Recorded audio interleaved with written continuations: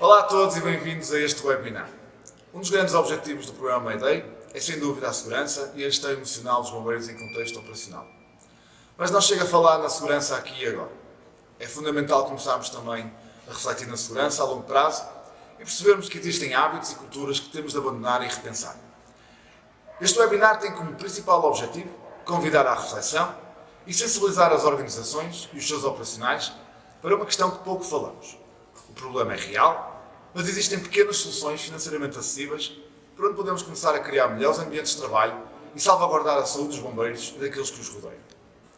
Relembro que no final das 3 primeiras apresentações teremos 15 minutos para questões e no final das últimas 2 teremos mais 15 minutos para debate. As questões vão sendo recolhidas ao longo do evento no chat room. Assim passo a apresentar o nosso primeiro orador, Tommy Kea. Tommy foi bombeiro profissional durante 27 anos e é, a nível europeu, uma das grandes vozes de alerta para a temática do cancro ocupacional nos bombeiros. Fundador da Associação Dinamarquesa para o Cancro nos Bombeiros, durante 10 anos foi presidente dos sindicatos de bombeiros dinamarqueses e vice-presidente do European Firefighter Unions Alliance. Hello friends, I'm Tommy Kea and I'm honored to be here speaking to you today. I want to thank you, Tiago and Rui, for making this webinar a reality to make awareness on this life-threatening issue of cancer in the fire service. And we look forward to working with you in the future. You should all be proud to have these two guys working for you. So my presentation today is the question, is cancer a real threat and occupational for firefighters? Something about danger in the fire service, what contributes to the elevated cancer risk, a bit about science and prevention, how we absorb the carcinogens into our bodies and cells, a little bit about legislation, and some information for you where to find more knowledge about this issue. So firefighters risk their life every day for society to help saving lives, but they also risk their health. Actually, this should no longer be a debate. Firefighters around the world get cancers in far larger numbers compared to the general population. So we're all in this together. This should not be the case for firefighters actually, because in general they are more healthy compared to the general population. Scientists around the world states that firefighters should probably have 10 to 30% less cancers, but they have more already after 5 years in service. So some cancers really are occupational. It's as simple as that. Cancers kills more firefighters than actually death in the line of duty. However, the good news is that some solutions are there to bring the numbers down. We all know about the here and now dangers in the fire service, such as building collapse, explosions, the fire itself, car crashes, forest fires out of control, and you know even more, you can add more to this list. We all know about these dangers. Why? Because we have education, we make procedures, and we train. The long-term consequences, however, that's another story for most firefighters. One of the long-term consequences is an elevated cancer risk for firefighters. So what contributes to the elevated cancer risk? Carcinogens and toxins in all our lives, in the environment, our textiles, and so on. For firefighters, we deal with cross-contaminations on the scene, in the fire station, and also when washing our PPE and turnout gear in water-based washing machines. Shift work, interrupted sleep adds to this, psychological impacts, the physical stress, wrong cleaning of PPE and turnout gear. We are contaminated, so we need our gear to be decontaminated. Incorrect constructions of fire stations and cleaning areas, not divided into clean and not clean areas. And of course, the lack of education and implementation of procedures to reduce exposure. Less firefighters to the same numbers of fires, and less firefighters on the scene means that they have to be on the scene for a longer period of time. Obviously, the use of tobacco, alcohol, and drugs could be a problem. Today, our focus will be on the exposure. There have been made a lot of studies around the world on this issue. Some of the epidemiological studies are Lemaster meta-analysis done for 32 different studies in all 110,000 firefighters, and we see elevated risk in all these different cancers here. You can find more literature on the subject by following this link. We also made a Danish study. That's a small study because we are not so many firefighters, only 9,000 firefighters in a long period of time. We also see all the red numbers here that are cancers with an elevated risk. You can also see our analysis of that study by following this link. WHO have an international agency for research on cancer called IAC. They have classifications groups on different substances. For example, in all fires, benzene, PAHs, diesel particulates, formaldehyde, dioxin, soot, asbestos in some fires. There in all fires, they are grouped in the group 1, known cancer causing for humans. We face all those particulates in every fire, and there are even more. We enter a chemical cocktail, and each of these toxins are going into each other in a fire, and if you have one chemical, another chemical, put them together, you have maybe 5 more chemicals, the synergetic effect of this. And it changes all the time. All fires actually are toxic. You can find all the carcinogens and cancer causing and also non-cancer causing, all the IAC groups by following this link. So how do we absorb it into our bodies? We absorb it through breathing. Of course, we use our breathing apparatus once we are inside the fire. But what happens when we are on our way to the fire, from the fire truck to the actual structure fire or car fire? We don't wear it.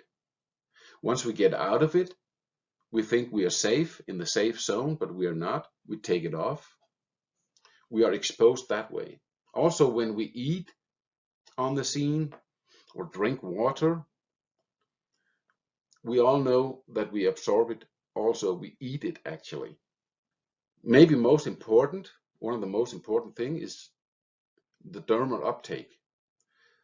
Our skin is the biggest organ, and we have an uptake through the skin. For every 5 degrees our skin raises in temperature, we absorb 300% more toxins. So here's a few ways how to avoid or minimize the exposure. In Finland, they are building fire stations now with not clean areas and clean areas. And you cannot cross-contaminate from one area to another. This is a really important focus. Also, our behavior and procedures on the fire ground itself. Once you put out the fire, take off your contaminated gear far away from the fire scene and make it handled and bagged properly and sent off for decontamination. Also, make it possible to wash yourself on the fire scene, like this vehicle made in a fire station in Denmark. You go in here dirty, take off your clothes, bag it, shower, and come out here with clean clothes on, ready for the next intervention. Always use your PPE and make sure you decontaminate after every fire. Dirty clothes is not an issue, and it doesn't make us more men. Actually, it makes us a little bit stupid because we are exposed to harmful carcinogens. Clean and decontaminate from every fire, and always use the best gear and PPE when you put out the fire, when you're on the fire ground.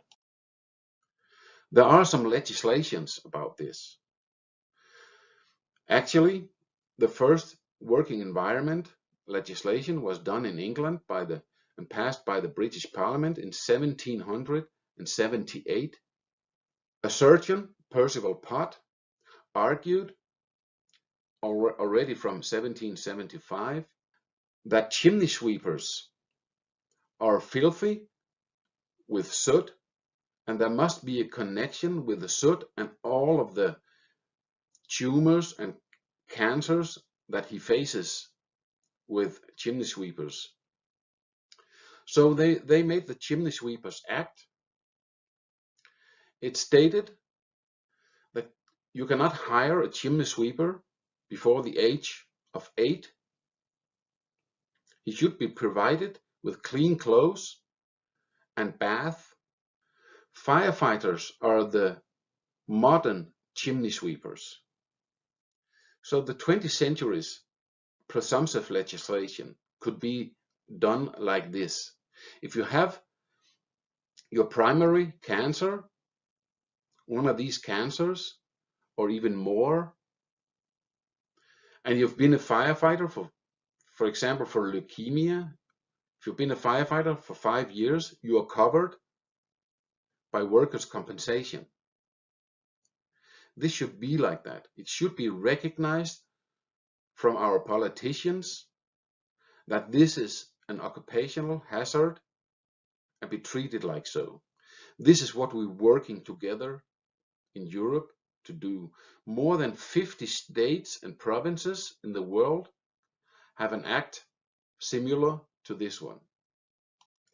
Thank you for listening to me. This was a short presentation. The other speakers in this webinar will go into more details with some of the issues, but hopefully you have an overview that this is a real threat to firefighters getting cancers. And if you want to learn more about the threat and prevention, please send your email to Tiago and Rui, and they will provide you with the proper answers or the contact information. Even this presentation would be given to you if you want it. Thank you very much, and stay in good health.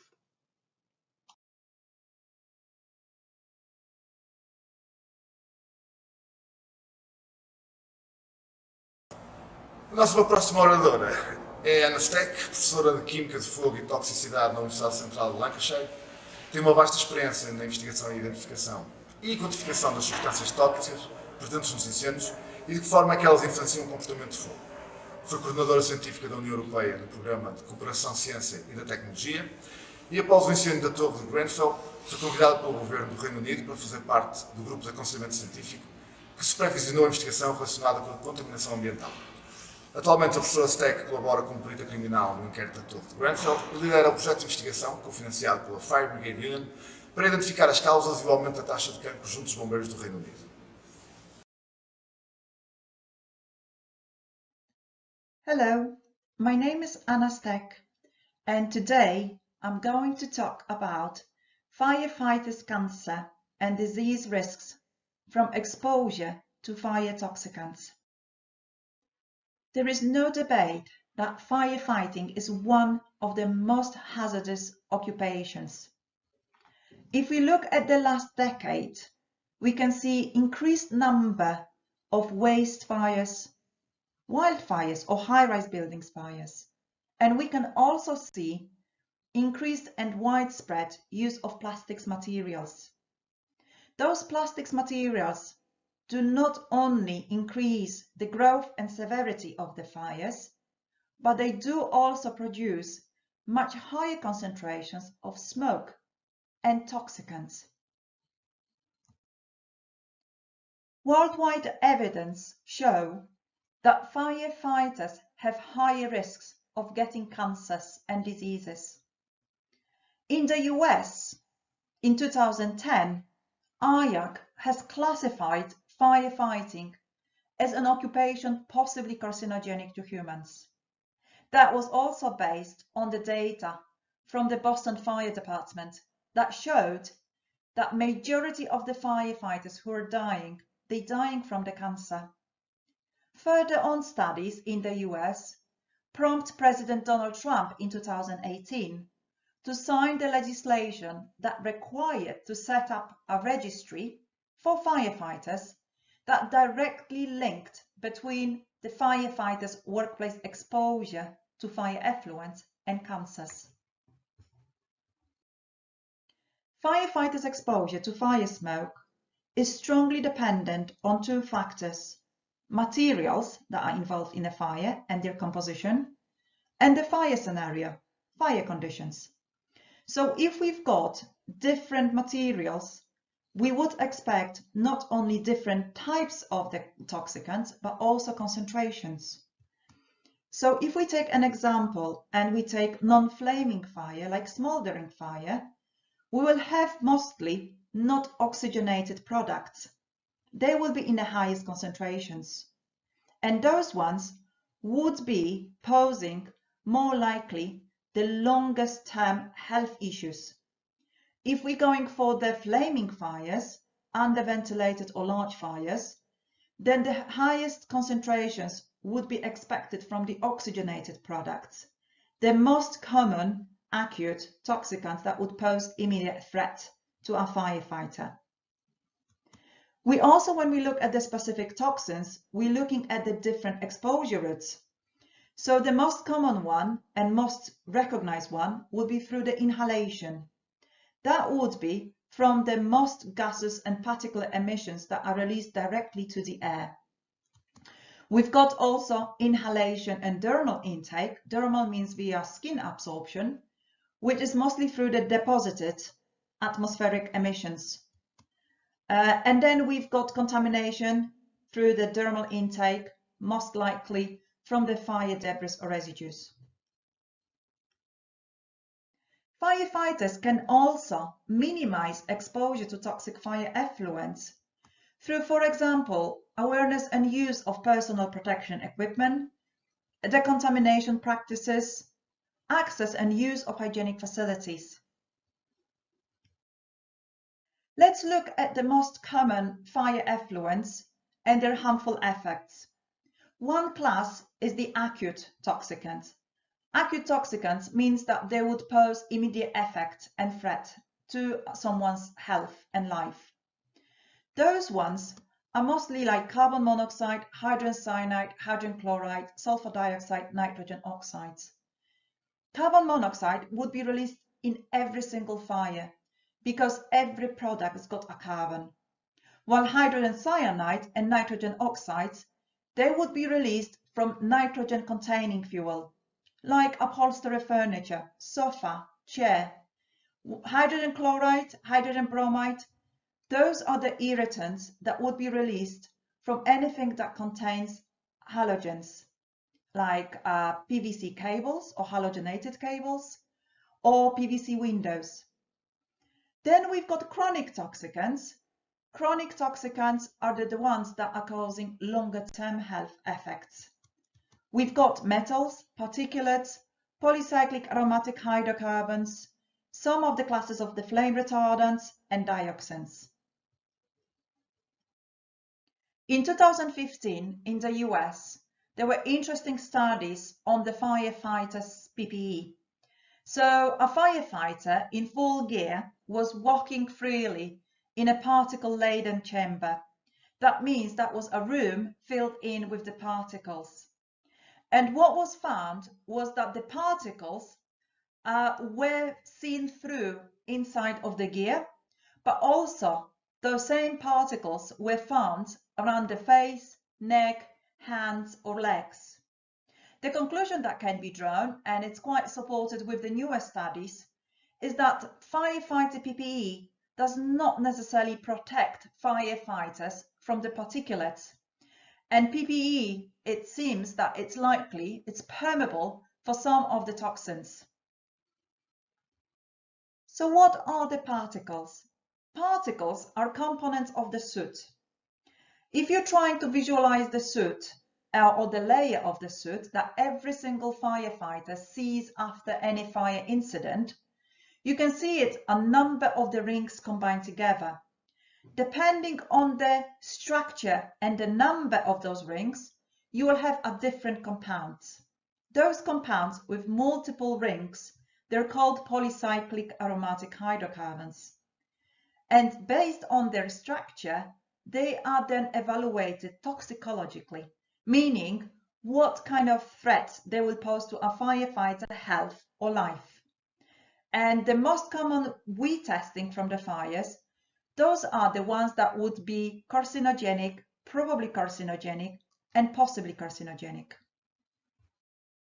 In the past, we did the studies where we looked at the firefighters' exposure to contaminants just before firefighters had training and after they left the fire training. And as you can see on the graph here, you can see all those compounds which are classified as carcinogenic, possibly carcinogenic. Those compounds is the part of the soot that you can easily see after the fire incident. We've tested the firefighters, their skin particularly, before they went for the fire training, which is called pre, and when they left, which is post-contamination. We learned that the firefighters, even before they entered the fire training, they already had some type of contamination on their skin, particularly on the front and back of the neck and jaw and hands. And that contamination increased as soon as the firefighters left the fire training, which indicated that PPE is not necessarily protecting fully firefighters and or is just simply contaminated before firefighters going for any or attending any fire incident. We also look at the contamination level in firefighters' offices, PPE room where their clothing was stored, appliance bay or fire engines. The same contaminants that we found on firefighters' skin, we found it in all of those locations, which suggests that as soon as firefighter attends the fire incident and is coming back to the fire station, he or she is bringing those contaminants back. Our work led to the creation of the best practice report, how to minimize firefighters' exposure to toxic fire effluents.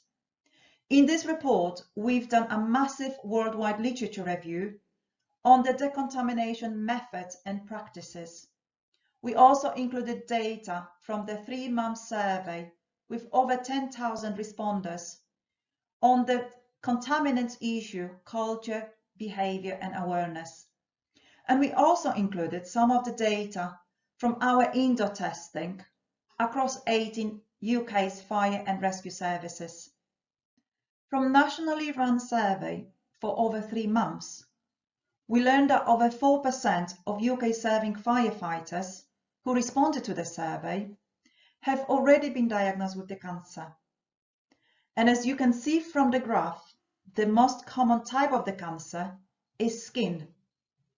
That suggests that alongside the inhalation of the fire effluents, dermal intake needs to be also taken into the consideration. Our findings also led to the creation of the UK Firefighters Cancer and Disease Registry. Within a month that we set up and released the cancer registry, we've got over 900 entries. Sadly, 1/3 of those entries are firefighters who have been diagnosed and suffered from the cancer and disease. To summarize my talk, firefighters come into contact on a regular basis with many combustion products. Many of those combustion products will pose a threat to a firefighter health and life. We also know that firefighters have excess risks of certain cancers that are evidently related to the work. So it is really important that minimizing exposure to those contaminants and the best practice for the decontamination of the personnel and PPE must be implemented and enforced. And undoubtedly, firefighters deserve the best preventative medical care, education, and support to reduce the risk of cancers and any other illnesses. Thank you for your attention.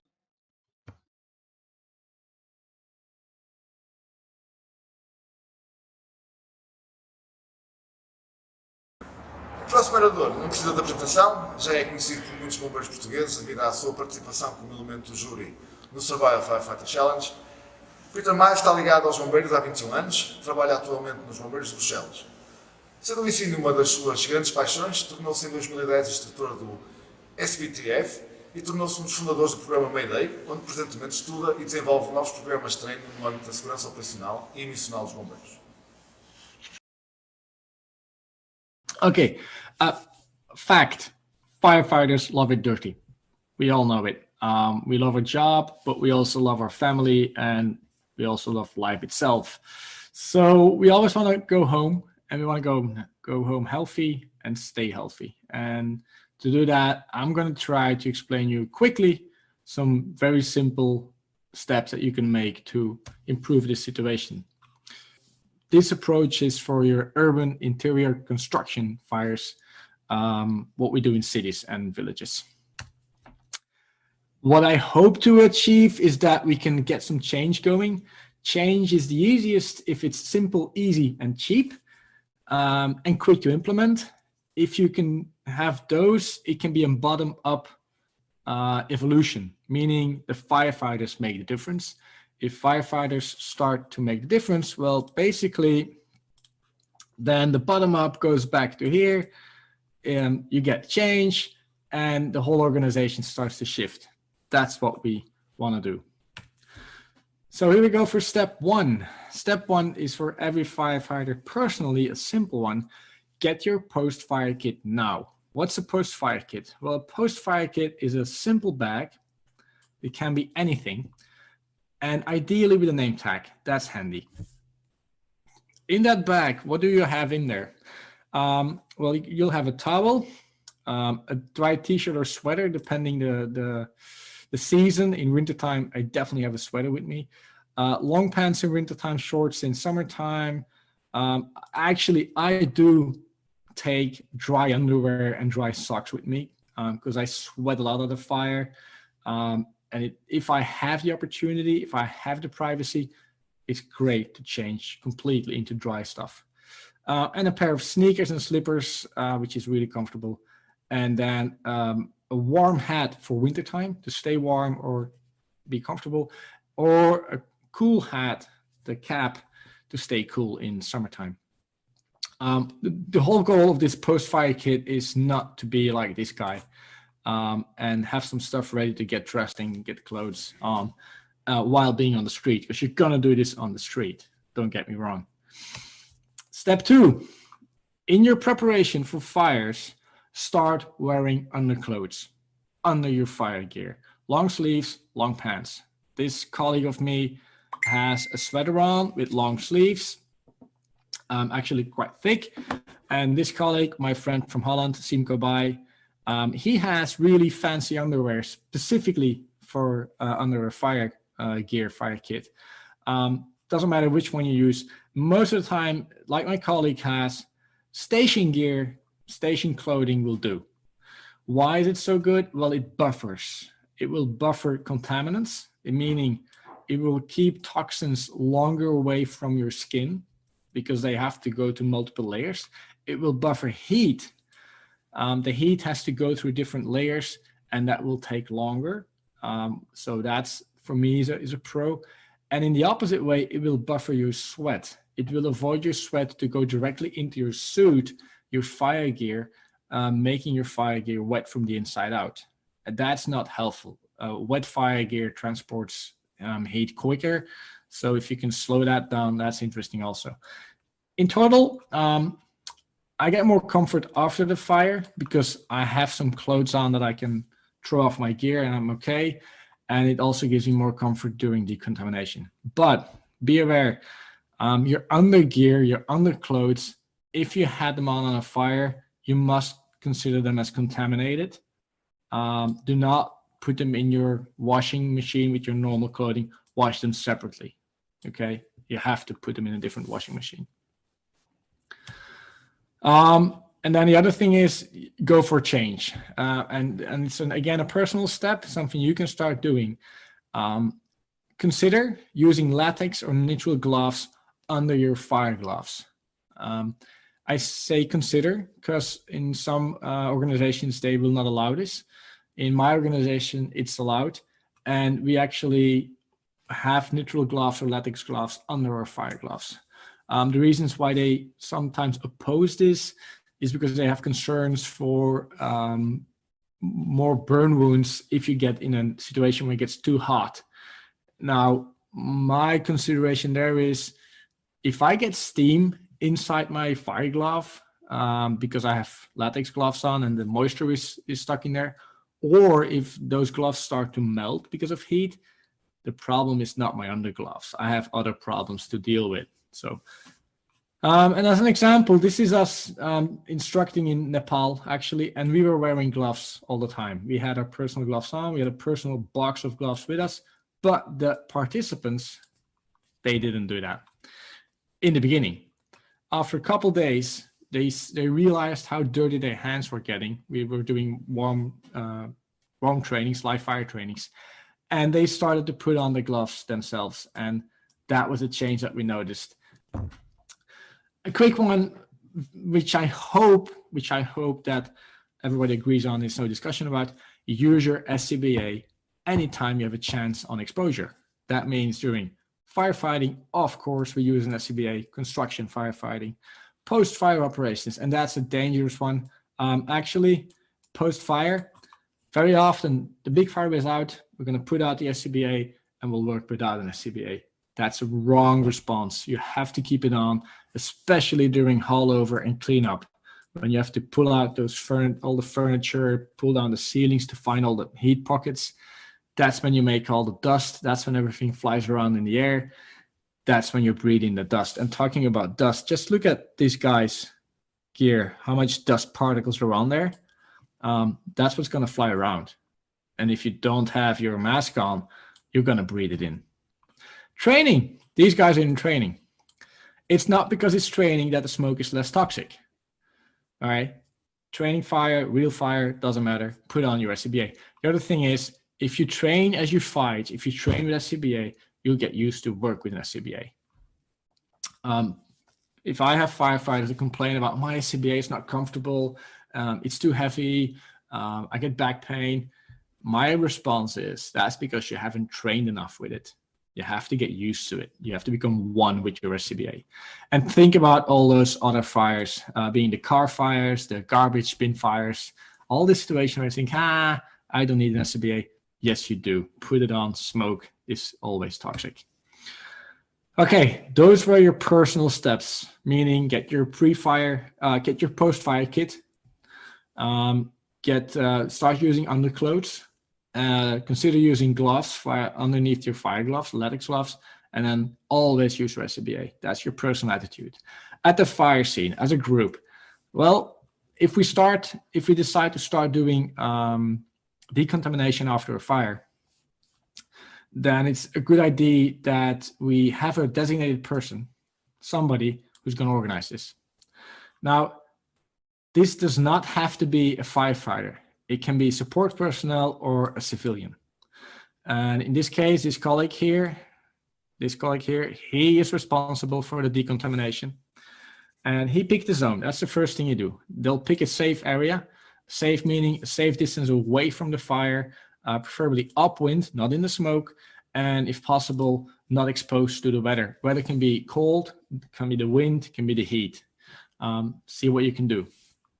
What does this person need on the side? It's quite simple. They personally need the gloves, latex gloves, and an FFP2 mask. That's all they need to work in a safe way. He will check, or she will check, how many firefighters are exposed. So he knows what to prepare for. Do I only have 2 firefighters, 4 firefighters, 6 firefighters? And he preps for that. He chooses and prepares a decontamination zone, and he will help firefighters to respect, oops, that's a wrong switch, to respect post-fire decontamination. If firefighters are really tired, if they had an important fire, you're gonna have to guide them through that procedure or they're not gonna follow it. Okay, post-fire step 1. So you have your zone, you have the setup. What's the first thing you'll do? First of all, you rinse off the firefighter with water, and he has to be in his full turnout gear, mask, everything on. This can be done by the assistant or another firefighter, and it's rinsing off. It's a gentle stream of water. It's not high pressure. Okay, get all the dirt off. This makes a big difference. It's really simple, really easy. Second step, we'll take off our fire gloves. But here, you have under gloves on there. That's already good. Your hands are going to be really clean.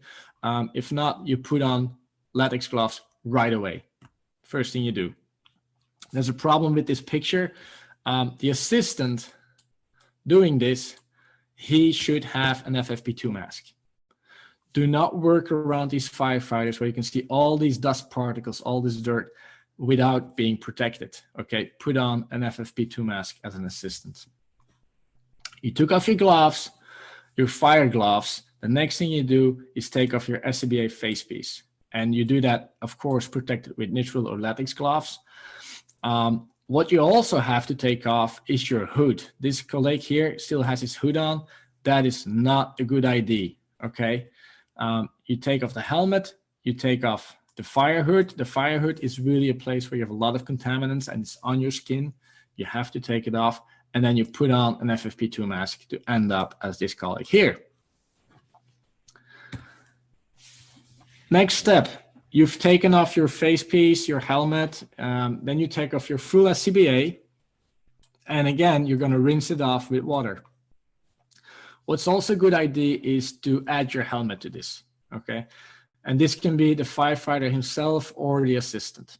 Rinse down the SCBA and your helmet. Following that, the firefighters that have to be decontaminated are gonna step out of their fire gear into the post-fire kit. The post-fire kit, remember, that's your personal kit that you're gonna prepare tonight. And they step into big plastic bags. It's really easy because they can just undress into those bags and all the dirt is straight away into those bags. You change from your fire gear, from your fire underclothes into your post-fire clothes. We do this in Brussels, in the street, in public if we have to, but we do it. Some people are really happy to see a strip. We don't care. We want to get out of those dirty clothes. We want to get out of those smelly things, and we want to put on clean stuff to be better. Okay, so you're in clean clothes, getting more comfortable. Next thing you do is you get clean. What do you have to clean right away? It's your face, your neck, and your arms. Your hands and your arms. So neck, face, hands. What we like a lot, you can now laugh now, but baby wipes, they're amazing. They really work. They're comfortable, they smell nice, they're soft, they're really good. You also have the fancy fire wipes now. I believe they're pretty much the same. Some special products, but they're especially a lot more expensive. These baby wipes, they will do. If you don't have those, water and soap, that will work too.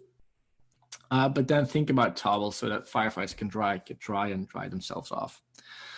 These wipes, we also use them for small gear, personal gear. I'll talk about it later. They're multiple purpose. You're dry, you're getting warm, you have clean clothes on, you're clean actually yourself. Well, then it's time to get comfortable. Get into rehab.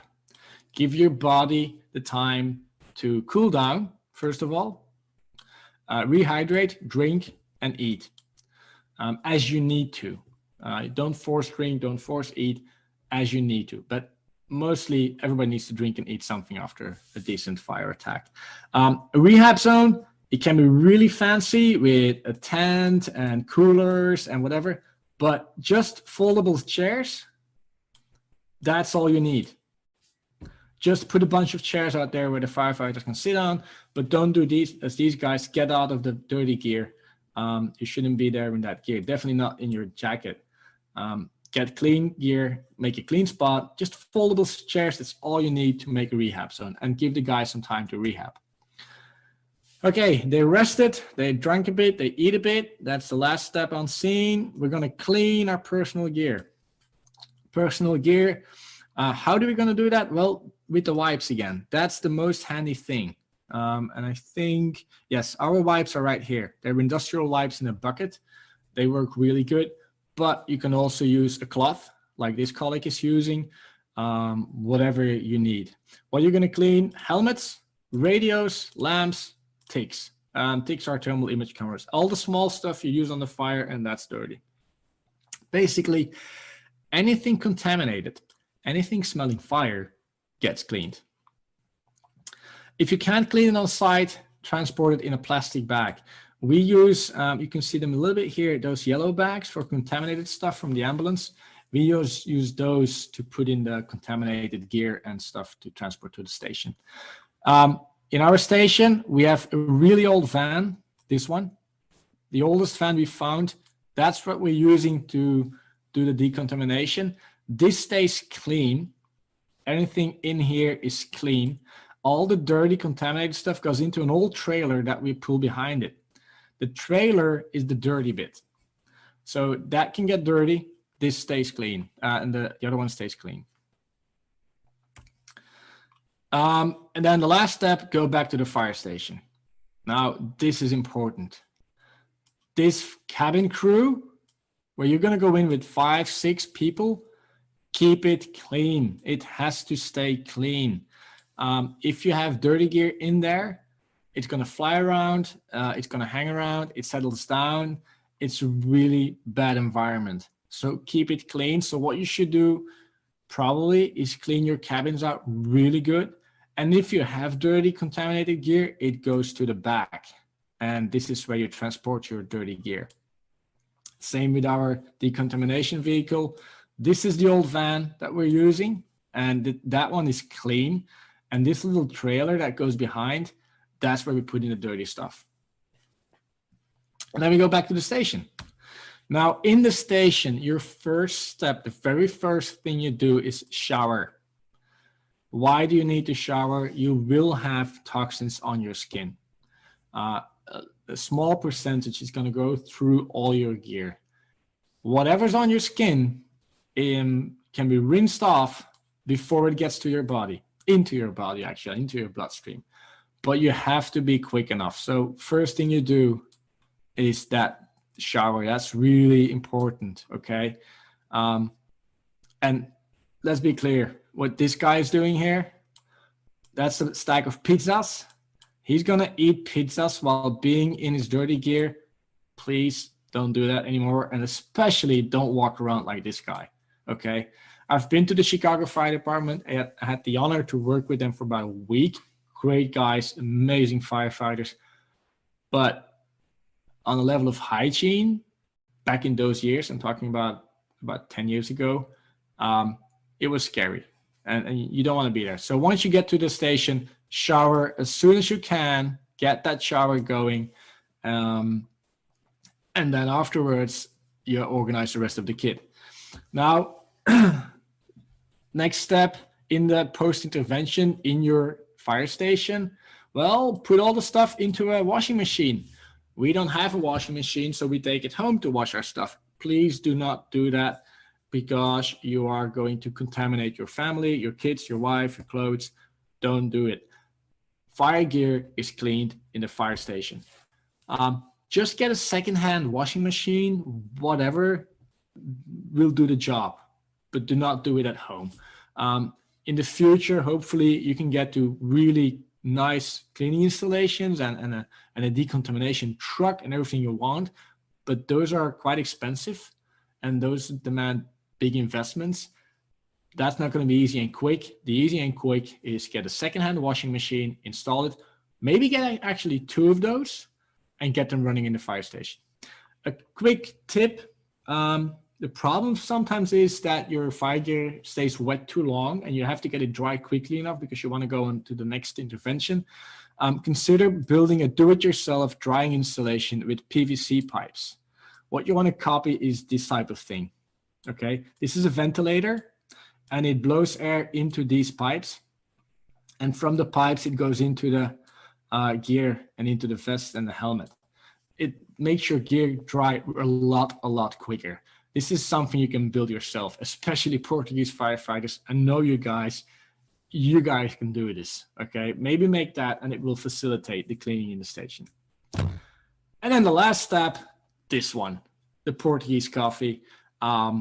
We'll have time for questions afterwards. Reach out to me if you want to. I will share this presentation in PowerPoint, PDF, anything via Ruby and Tiago. Guys, stay healthy, live long and live happy, and enjoy your coffee.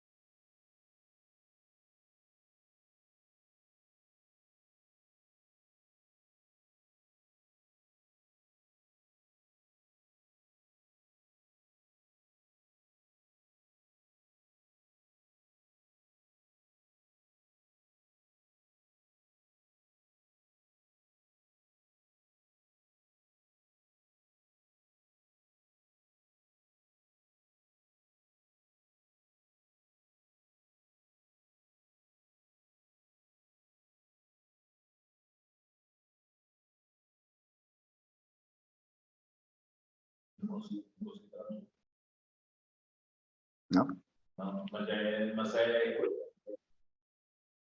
Ok.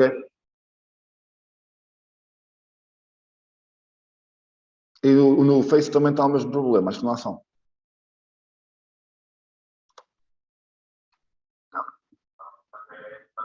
Já há som.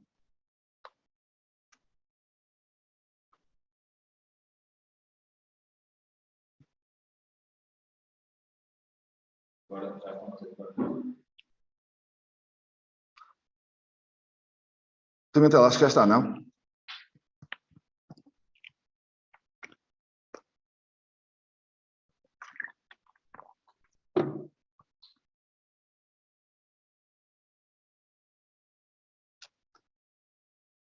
Ok.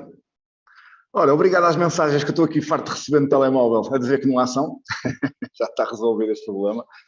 Portanto, a recomeçar, obrigado a todos por estarem presentes neste webinar. Efetivamente, a ideia disto é começarmos a refletir um bocadinho sobre este problema que nos afeta a todos. Não é só em Portugal, mas também...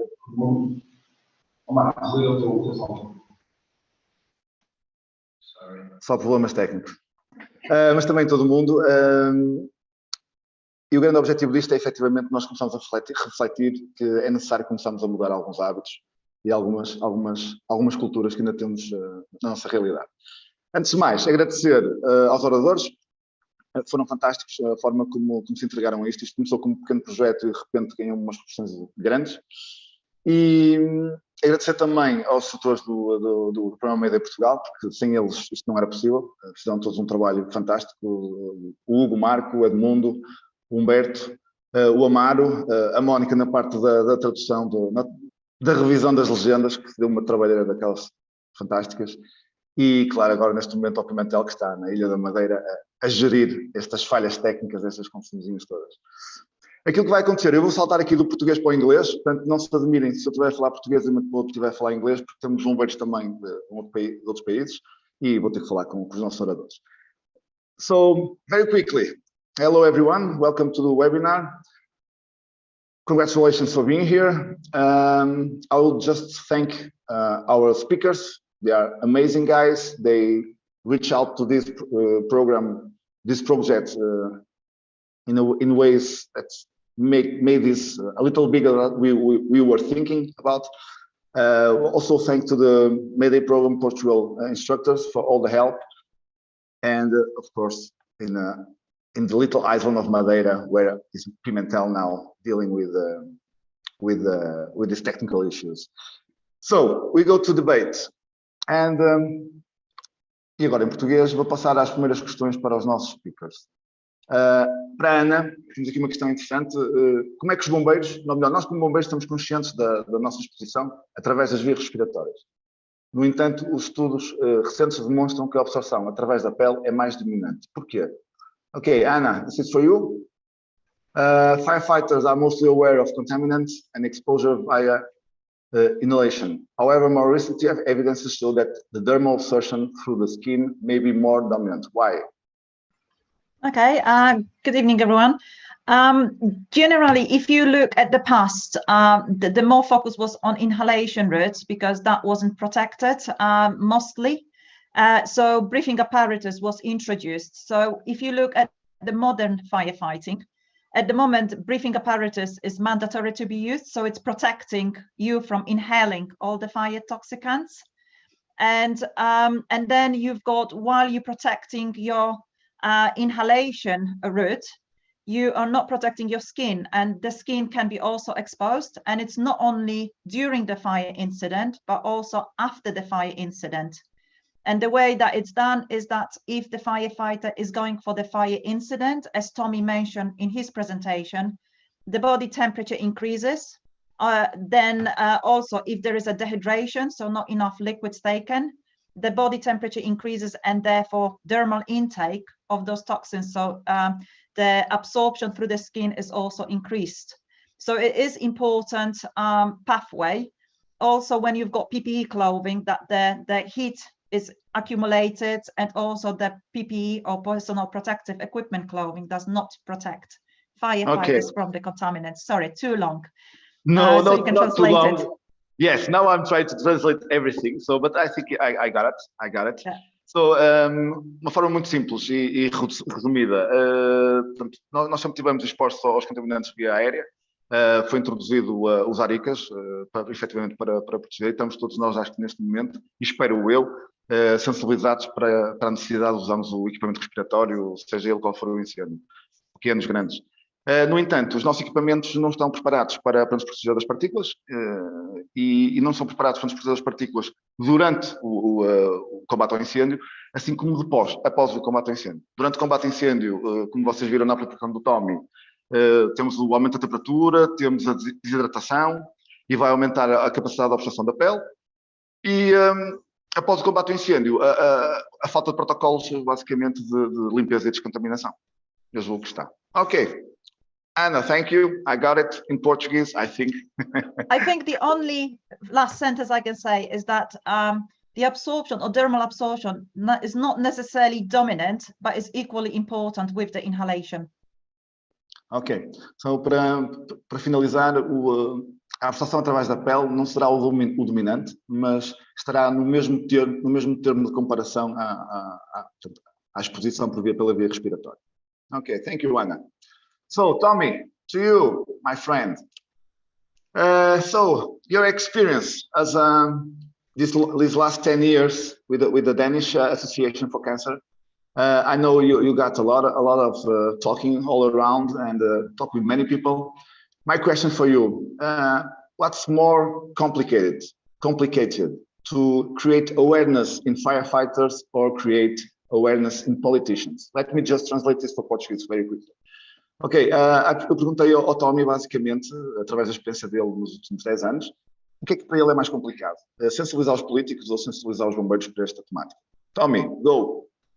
Yeah, well, first of all, thanks for facilitating this webinar. It's very important, and good evening to all the brave Portuguese firefighters.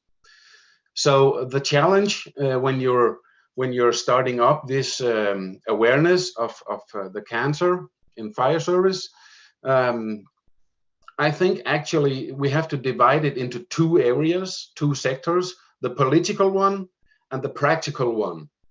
And of course, the political one for the politicians, that they need to be educated. Why is this a risk, and why do we need presumptive legislation? And they are actually more or less willing to do that, but all politicians think we already have a very good system to deal with this as the Workers' Compensation Board. However, that system is broken, and we need the politicians to make this presumptive legislation. The Workers' Compensation Board's most important issue is to say no to compensation. So we need the politicians to recognize that firefighting is the most hazardous occupation in civilian life, and we cannot protect ourselves 100%. So this is the first task, the political task. The politicians, some are in, some are out, but it's a national question. It's not on EU level. The presumptive legislation has to be done on national level. Okay, but Tommy, very quickly, but do you think it's firefighters are more stubborn or the politicians? Who is harder? Who is harder? Sometimes firefighters, we are our own worst enemy. But yeah. Once we understand, we take it in. Okay. And what we have to understand is that the firefighters can believe, once they're educated and learn about this, they want to actually take care of themselves. Okay. But they have leaders like fire chiefs and maybe local politicians to add all the possibilities to prevent this from happening. So it's not on the firefighters. They understand we need training, education, more money actually to do stuff. Yeah, ok. So, muito rapidamente, a questão que eu coloquei ao Tommy, portanto, vocês ouviram, são dois problemas diferentes. Os bombeiros às vezes são os seus piores inimigos. No entanto, quando compreendem e quando percebem que efetivamente alguma coisa está em causa, começam a mudar os hábitos, as atitudes. Os políticos, é preciso, se calhar, também fazer perceber o que é que este problema, né, como o Tommy disse, educá-los não será bem a tradução correta, mas será num sentido mais de sensibilizar as forças políticas que efetivamente existe um problema a nível dos bombeiros e garantir o reconhecimento de que efetivamente a atividade de bombeiros, seja eles profissionais, seja eles voluntários, mediante os níveis de exposição, efetivamente tem que ser reconhecida como uma atividade de risco e não através de compensações. Okay, Tommy, so I just go on with you again because you talk about presumptive legislation. Do you think there is any attempt, or is there any attempt on the European Union to recognize firefighter occupation as a higher risk? Absolutely, absolutely. We're working on this on an EU level to make the politicians aware, and they are aware of this, but they cannot do an EU legislation because that is a national matter. Okay. So we have to work two ways. We have to work on EU level because it's Portuguese politicians in the EU or Danish politicians in the EU. So we have to work two ways on this. Okay. And let me say, we have to work together on this, like we're doing right now. Yes. A questão que eu coloquei ao Tommy foi se efetivamente existe já alguma tentativa junto da União Europeia para reconhecer a profissão bombeiro como uma ocupação de risco. E se já existe alguma legislação. A resposta é que efetivamente sim, está-se a trabalhar nesse sentido. No entanto, é preciso compreender que não é possível criar uma legislação europeia. Tem que se trabalhar em dois sentidos, no sentido europeu e no sentido nacional, ou seja, cada país tem que ter uma legislação específica relativamente a esta matéria e depois a União Europeia irá basicamente criar uma homogeneização desta matéria. Ok, Tommy, thank you very much. Can I add just a little bit? We think actually making this presumptive legislation is very expensive, but let me tell you, every euro invested in the safety and health in firefighters, the society gets 2 euros back. Okay, so can you repeat? Yeah, no, don't need to repeat. My brain just got on again. Ok, aquilo que o Tommy disse foi basicamente isto. Por cada euro que nós investimos, por cada euro que o poder político basicamente investe na sociedade a nível de prevenção, acaba por receber em retorno 2 euros. Portanto, é um investimento a longo prazo. É isto basicamente que ele disse. Ok, Tommy, thank you. So we go to another question. I'll throw this one to Peter or Jua. Nitrile or latex? What's the best gloves, or is there any scientific evidence of their it work putting these kind of gloves under the fire gloves? I will give the firefighter perspective answer. Okay. Which means that I'm a firefighter, and if I think we have a problem, I'm going to ask the people that really know the answer what the answer is. And it's science that has told me that under gloves, whether it's nitrile or latex or maybe even some other kind of glove, helps to protect us. So the science I get from people like Juha and Anna, and I believe Juha is absolutely the best person to explain scientifically why undergloves are so important to protect us and why they actually work. We have scientific evidence. So Juha, I'm throwing it to you. Okay, good evening, ladies and gentlemen. There are different materials available for undergloves. And in our tests, we have found that cotton undergloves reduce 80% of the amount of PAH compounds in instructor's hand in container simulator training compared to the situation when they did not use under fire gloves. The problem with the cotton gloves is that they might get wet during the training, and firefighters have to change them many times per day.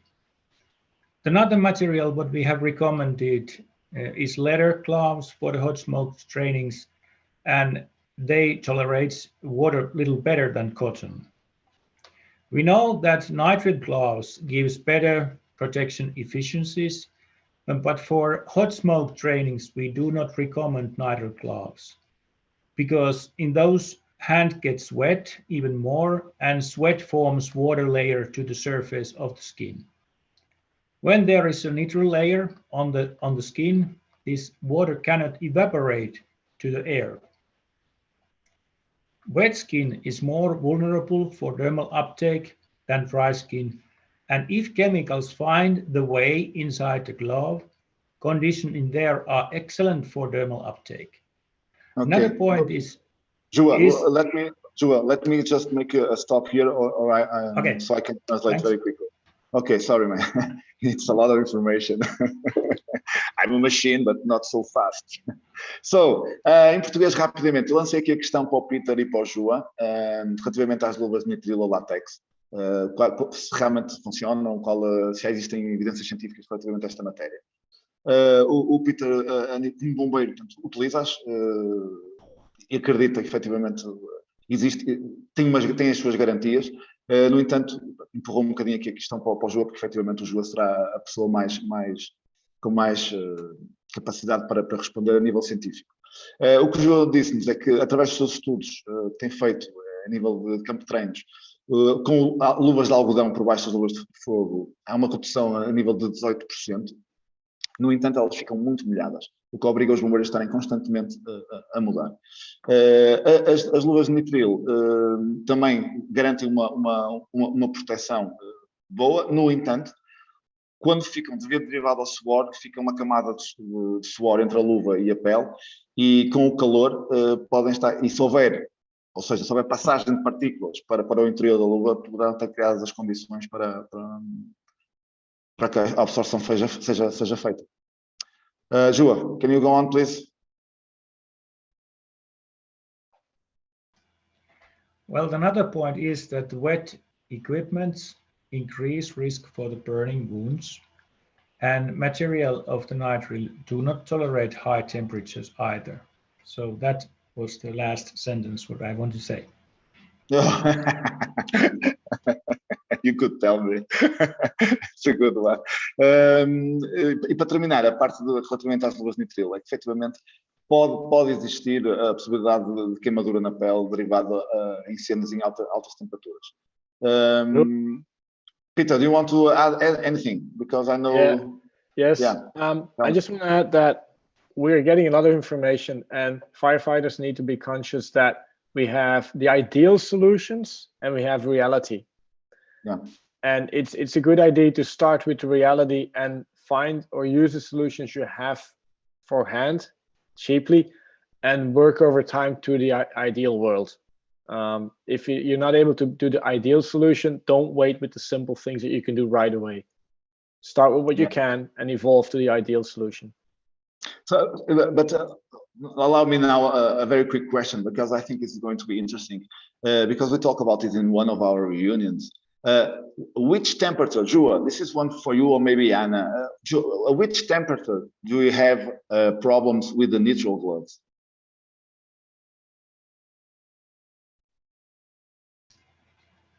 Well, I can't give you the exact temperature, but we have drawn the line between the hot smoking trainings and normal cold maintenance work. So for the maintenance work, we recommend to use nitride gloves. Okay, yes, tell me. But for the hot smoking, hot smoke trainings, we recommend to use leather or cotton. Or cotton. So but I can only add that if you're using nitride gloves, the typical melting temperature of that material or of that product that they're made of is around 100 degrees.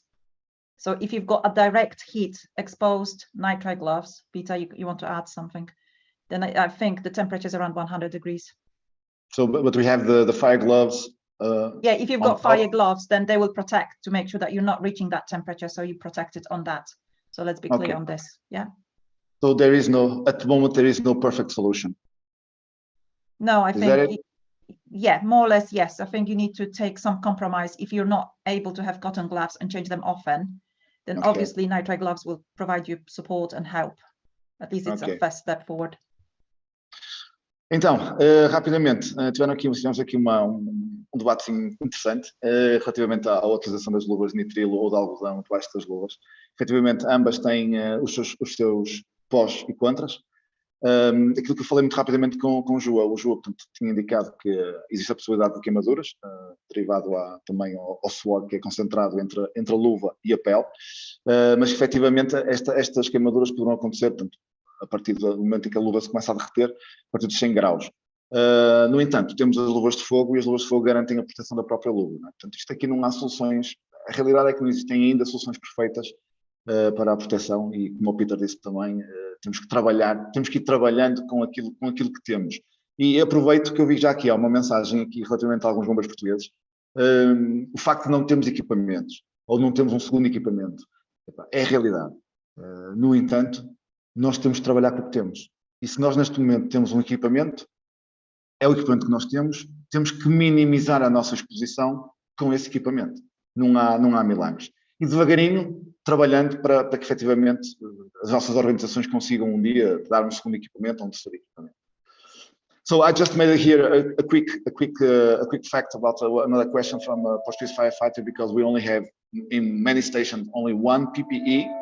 So I just told to work with what we have and try to minimize the exposition with what we have, and then slowly, maybe one day our organizations will have the possibility to acquire more PPEs. Peter, I know you want to say something. Yeah, but the risk with latex and nitrile gloves for melting and burn wounds, I totally agree there's a risk, but firefighters should realize that if you reach 100 degrees Celsius on your skin through your gear, you're having other problems. You shouldn't be in that situation. So do use them, be conscious about the risks, absolutely. But if you're getting that warm on your skin, get out of there, basically. Have a good response. Yes. So o que o Peter acrescentou aqui mais um bocadinho é que, efetivamente, se nós atingimos 100 graus de temperatura direta na nossa pele, dentro do incêndio, com o nosso equipamento de proteção individual, alguma coisa está mal. Não é? Portanto, se alguma coisa está mal, temos que sair dali. Okay? Portanto, se estamos conscientes com o risco, a nossa atividade é uma atividade de risco, nós temos de estar conscientes dela, é impossível eliminar o risco. Portanto, basicamente, é termos uma atitude consciente. So, I will think I have to end this first debate. We'll keep going with the second debate after the two presentations. Portanto, neste momento vamos parar com o debate e vamos seguir para as duas seguintes apresentações, o Tiago e o Joa, e depois recomeçamos com o debate outra vez. Miguel, you are on.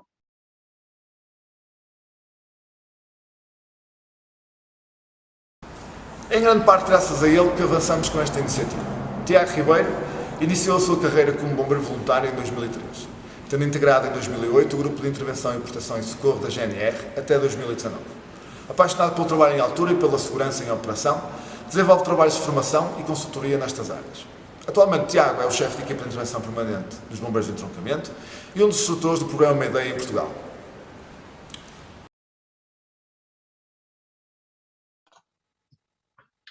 Olá a todos. Pegando um sistema simples e prático que o Peter nos mostrou e conhecendo um pouco da nossa realidade em Portugal, proponho um pequeno desafio para todos nós, que tem como base esta pergunta: o que é que nós podemos começar a fazer para reduzir a nossa exposição? Espero que gostem desta apresentação e vamos ficar à espera das vossas soluções aplicáveis. Quero começar com esta imagem para mostrar o quê? Aquilo que é a interação, a dinâmica do mundo dos bombeiros, aquilo que é a atividade de bombeiros, vai ter sempre uma grande exposição a fumos, a toxinas, e que essas toxinas vão ter influência na nossa saúde, seja a curto, médio ou longo prazo. E o que nós pretendemos com estas ações é adicionar aqui um novo mecanismo de forma a dar-nos conhecimento de atitudes preventivas e de descontaminação para baixar, então, as consequências na nossa saúde.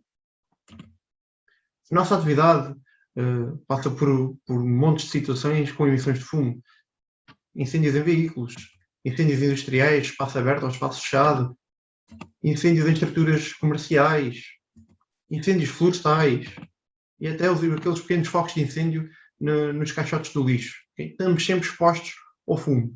E esse fumo, nós vamos levá-lo connosco para os nossos veículos, do veículo para o quartel e do quartel para a nossa vida pessoal. E a melhor maneira de explicar isso é mostrando através de um vídeo que vai explicar isso de uma forma mais assertiva.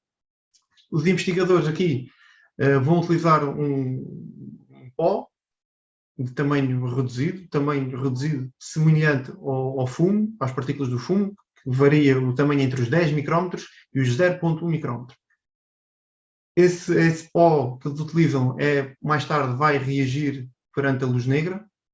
Obviamente que aqui o vídeo vai mostrar atitudes que ninguém as tem, ou seja, não há qualquer tipo de processo de higiene mais ou menos adequado, não há nenhum, é simplesmente para mostrar que se não houver cuidados, as partículas que estão connosco vão se transmitir para o quartel e depois também para a nossa vida pessoal. Já temos aqui algumas imagens, então, de mostrar a reação, a mostrar o caminho que nós levamos, nós é que transmitimos, nós é que levamos as partículas para dentro do nosso quartel, para todo o lado, e depois também para a nossa vida pessoal. A bola não esteve no incêndio, a criança também não esteve no incêndio, mas o bombeiro que lá foi esteve. E essas partículas que ele trouxe vão passar para a criança.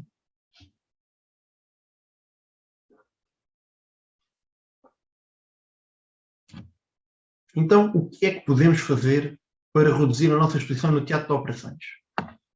Algumas atitudes que não são nada demais, mas vamos ver que vão se mostrar bastante proveitosas naquilo que é a redução da exposição a agentes contaminantes. Para começar, ao equiparmos com o EPI estrutural, se adicionarmos uma camisola de manga comprida e mantivermos as calças do serviço normal do quartel, estamos a adicionar barreiras para reter as partículas do fumo. Os nossos EPIs são eficazes na proteção térmica, são eficazes na proteção mecânica, mas não são eficazes na proteção de partículas. Não foram construídos com esse intuito. Mesmo que tenha a membrana Gore-Tex é para proteger de água, não é para proteger de partículas. Ao adicionarmos luvas de látex nitrilo por dentro das luvas de cabedal, estamos a salvaguardar as nossas mãos. Isto é o interior do habitáculo do veículo de combate a incêndios de primeira linha, que está no quartel onde eu presto serviço. O habitáculo não é o ideal, não tem muito espaço. Isto foi a solução que nós encontramos para colocar as luvas para estarem disponíveis para os operacionais se equiparem com elas. Outra coisa a fazer é remover todo o material que não vai ser necessário na intervenção urbana, nomeadamente as luvas de proteção mecânica. Porquê? Porque dali a 2 ou 3 dias vai haver um incidente rodoviário e nós vamos usá-las. Ora bem, se as luvas ficaram guardadas dentro do EPI, ficaram expostas aos contaminantes e nós mais tarde vamos utilizá-las. Se as vamos utilizar, os contaminantes que as luvas têm vão passar para a nossa pele, garantidamente. Então vamos remover todo o material que não é necessário para a ocorrência de um incêndio urbano. Mesmo que seja um pequeno incêndio num caixote de lixo, a utilização de arica é obrigatória. Há emissão de fumos? Então vamos utilizar proteção respiratória. Inclusive, o motorista que está exposto aos gases de escape de diesel, que é cancerígeno grupo 1, ou seja, garantidamente provoca cancro na saúde, e também por causa das manobras que vão acontecer no futuro, de manobrar mangueiras mais para a frente, mais para trás, e buscar este ou aquele equipamento, okay? Então fica protegido porque pode ter que entrar na zona quente. Após a intervenção, deve ser feita uma pequena descontaminação, não está aqui nada de mais, okay?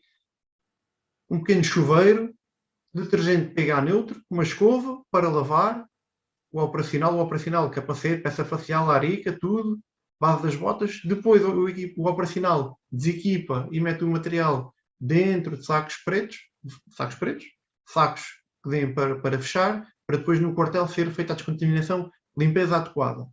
Roupa para o operacional vestir, roupa seca, toalhitas para limpar nas zonas de maior probabilidade de ficarmos com os contaminantes na nossa pele e uma caixa de luvas para reforçar, no caso de alguma, se tiver rompido. E assim fica ao quartel. O ideal é um banho quente, um bom banho quente para limpar todos os poros da nossa pele. E no quartel, quais é que são os problemas existentes? Também os há e temos que os resolver. E isto é o problema que eu encontro com maior facilidade no quartel de bombeiros, que é o veículo pesado, que já tem muitos anos de vida, pelo menos no meu quartel assim é. O carro só fica desbloqueado ao fim de algum tempo, tem que carregar o circuito, porque já tem algumas fugas no circuito do ar. Então, enquanto o carro começa a trabalhar, vai produzir muitos gases de escape. E isso vai contaminar tudo o que estiver à sua volta. Paredes, o exterior dos veículos, equipamentos de proteção individual que estejam expostos aos gases de escape. Se por acaso as válvulas de chamada e as peças faciais também não estiverem isoladas, também vão ser expostos ao contaminante grupo 1, que é o escape diesel. Então temos que aplicar soluções. A solução que eu encontrei e alcançável do ponto de vista financeiro foi adquirir uma vara de tubo de 6 metros rígido, um ângulo de 90 graus, esta curva metálica com encaixe para veículos pesados é originária do veículo de escada que foi importado, tem aplicação no escape. Isto também deu para adaptar para aplicar nos outros veículos pesados e então abrimos o portão um bocadinho, colocamos o conector no escape do veículo, esta ponta vem para o exterior, baixamos o portão, o carro fica a trabalhar. Assim que atinge a libertação do circuito de travões, abre-se o portão e o veículo vai para a rua com aqui a mangueira desconectada. Idealmente, este seria o sistema adequado a aplicar. Sistemas motorizados de extração de gases de escape, encaminhando-os para o exterior para uma zona segura. Solução para as peças faciais e válvulas de chamada. Sempre devidamente embaladas e seladas, é utilizado, rasga. Regressa ao quartel, volta a selar. Os EPIs devem ser guardados, zona afastada e preferencialmente estanque, de maneira que os gases do escape diesel não entrem em confronto direto com os EPIs.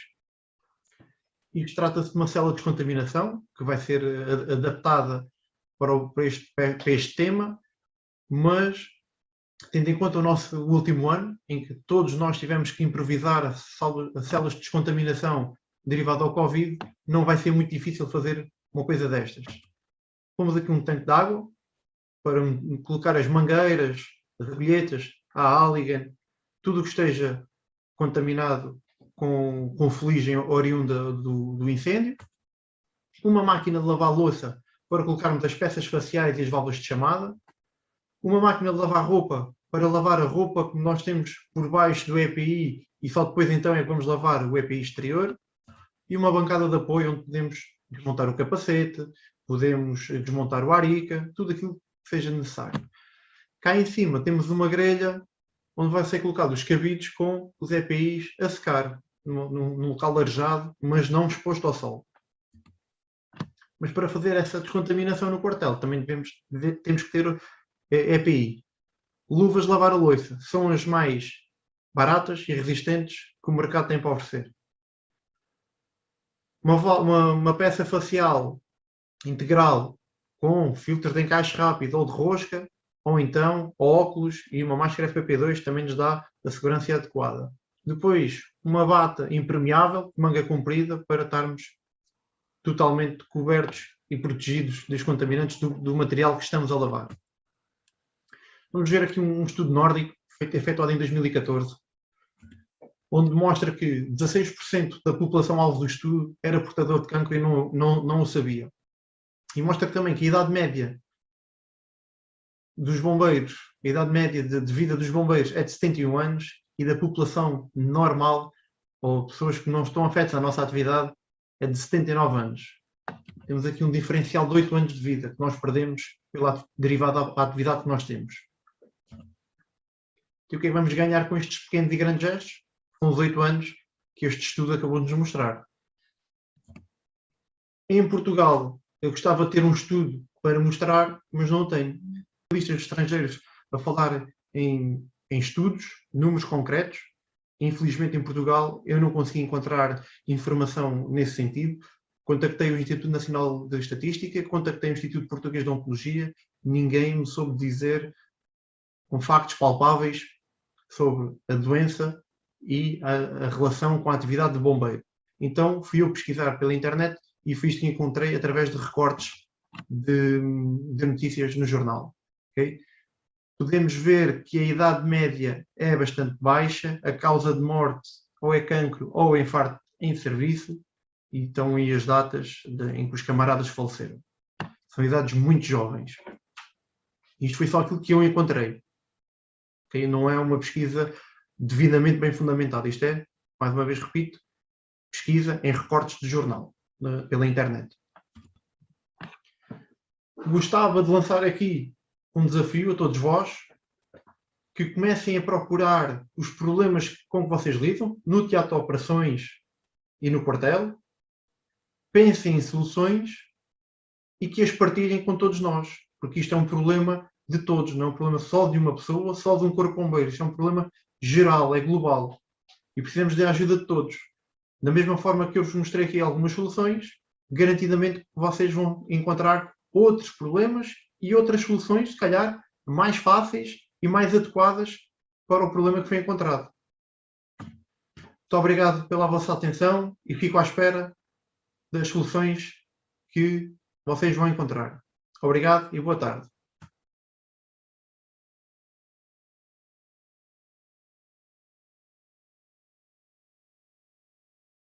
Joa Leitner tem desenvolvido nos últimos 30 anos pesquisa no campo da análise, caracterização e gestão de riscos químicos para a Academia de Serviços de Emergência da Finlândia.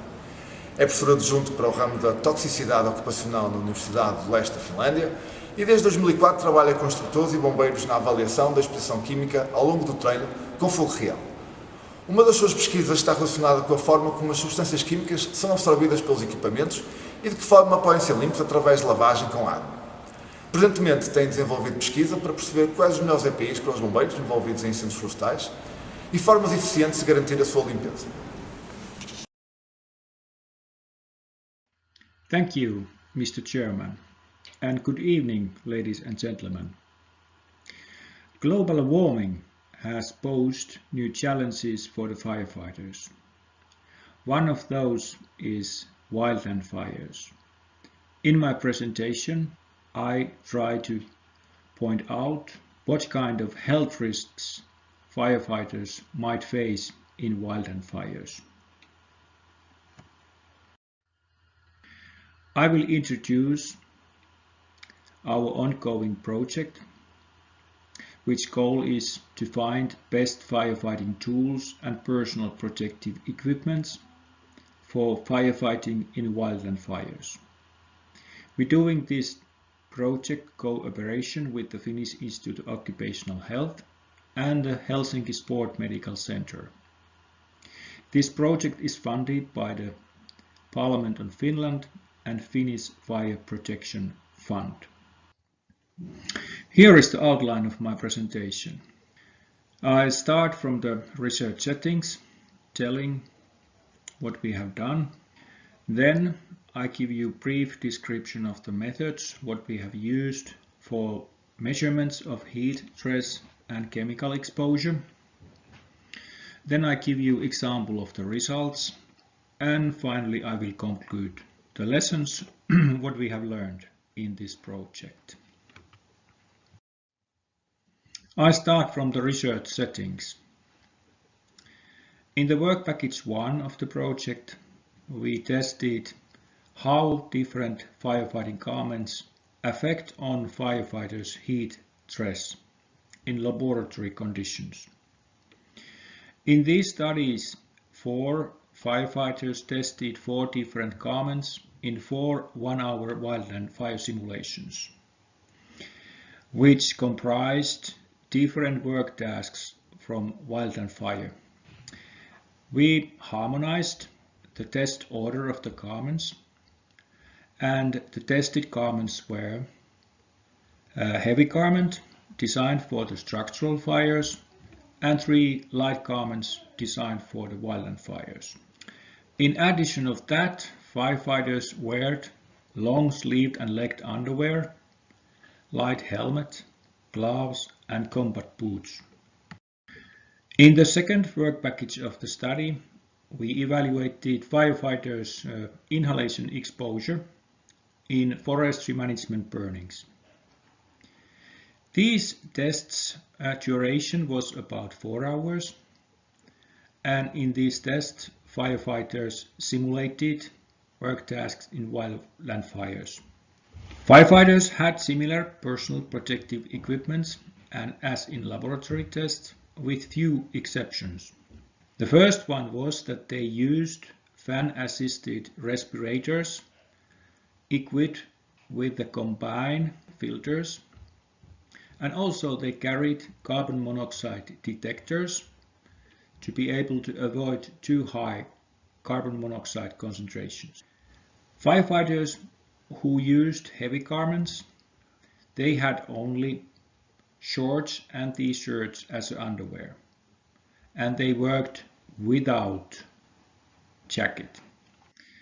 In the third work package of the project, firefighters' heat stress, total exposure and thermal exposure was followed on the wildland fire training track. We compiled a new level of protection for the firefighters based on the previous measurements in the project. This improved protection level was compared to the traditional way to do firefighting in wildland fires. Duration of these tests was 2 hours, containing a similar work tasks as in previous studies. Improved protection comprised light garment, long-sleeved and legged underwear and respirator. Traditional protection comprised heavy garment, shorts, t-shirts without respirator. Then to the methods, what we have used for the measurements of the heat stress.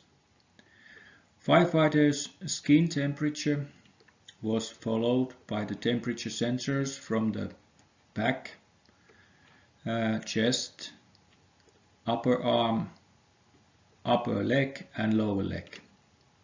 Also the relative humidity was followed from the surface of the undershirt from the chest. Firefighters' core temperature was followed with the swallowable temperature capsule. Their sweating were followed by measuring firefighters' weight and also the weight of their clothing before and after the tests.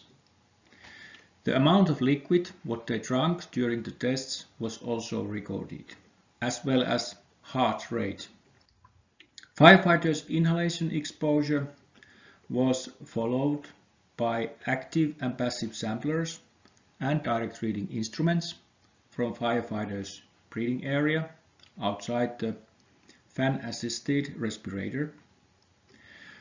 Their thermal exposure was followed from the neck, back, chest, upper and lower legs by thermal exposure samplers. Firefighters' total exposure was followed from the urine samples, blood samples and also from the exhaled air. Then to the results, and first I'm going to show you how different firefighting garments affected on firefighters' heat stress in the laboratory tests. On the left, you can see the variation of the temperature on the skin and also the variation of the core temperature of firefighters. The blue line shows the results, what we obtained from the persons who used heavy garments, and these other lines show the results, what were obtained from the persons who used lighter garments. As you can see, the temperatures remained clearly higher when firefighters used heavier garments. That was also the case when we looked at the core temperature. When we looked at the weight loss, we see that the results of lighter garments were 73% of the heavy garment results.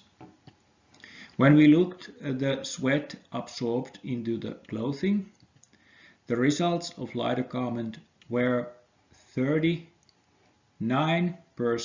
of the results of heavy garment. In this slide is shown how different firefighting garments affected on firefighters' heart rates. The most highest heart rates were obtained from the firefighters when they used heavier garment. Here is shown how traditional and improved protection affected on firefighters' heat stress. On the left, you see the temperature on the skin and relative humidity in undershirt. The highest numbers were obtained when firefighters used traditional protection. On the right, we look to sweat absorbed into the clothing, and these results of improved protection were 22% for the trousers and 44% for the jackets of the traditional protection results.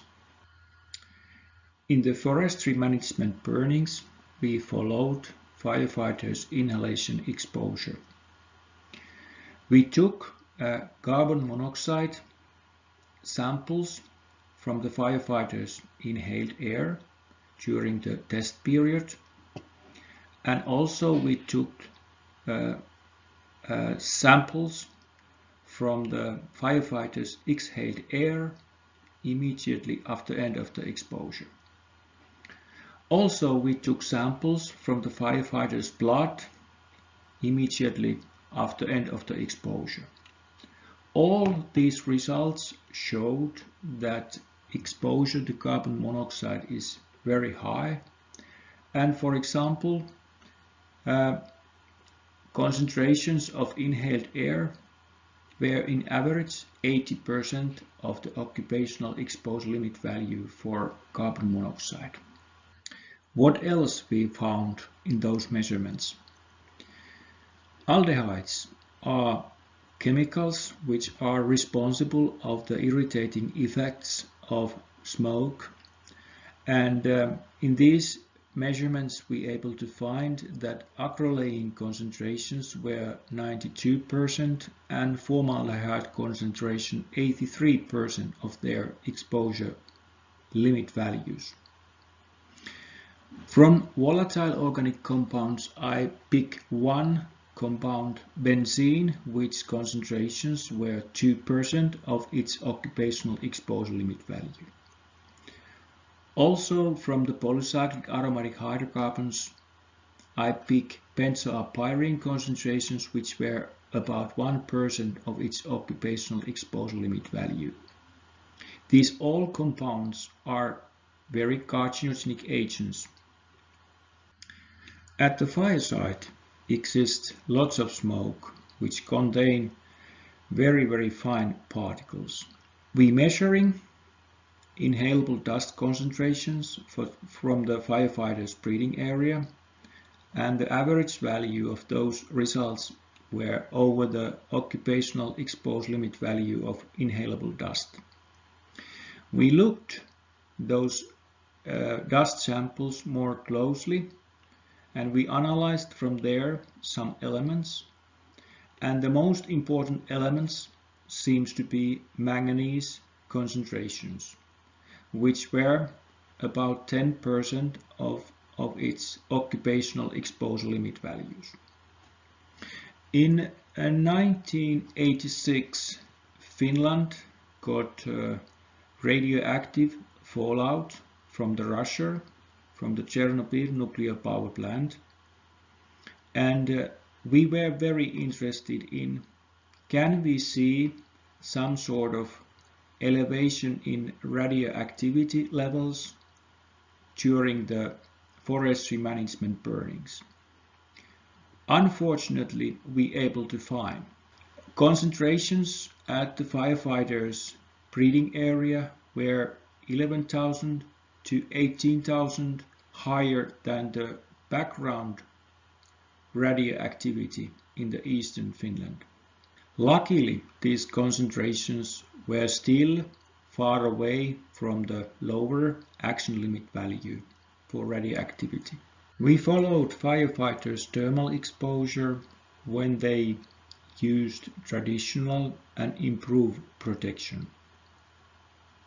We noticed that contamination level was highest on the lower body, and then came the upper body, and the lowest numbers were obtained from the neck.